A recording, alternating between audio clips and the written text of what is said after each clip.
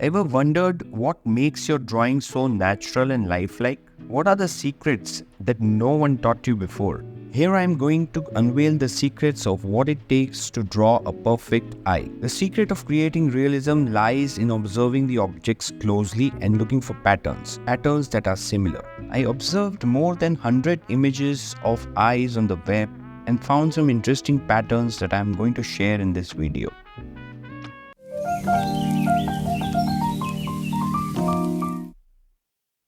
Here is the first pattern that I observed. Now, look closely at the middle ball of the eye, which is called the iris. If you observe closely, then you will see a pattern that the iris is almost always covered by the top eyelid, but the bottom eyelid may or may not cover the iris. So, if you draw like this and the upper eyelid is not covering the iris completely, then the drawing will look unnatural and it will never give you a lifelike image. Instead, this is a better way to draw an eye. Now, let's quickly practice this pattern on paper. Always start with the eyeballs and wrapping the lids around it. This gives you a better understanding of the placement of eyelids and the eyebrows.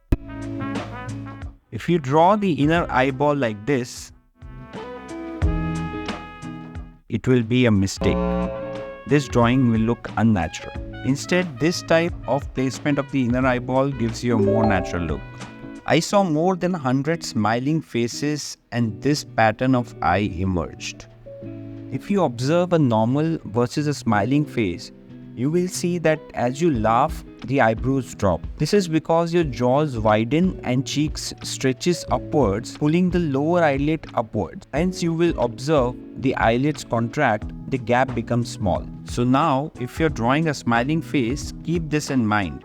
Make the gap between the eyelids smaller compared to when drawing a face without much emotions. Next up, if you want to master the art of shading using a colored pencil, don't forget to open my channel and watch this video here.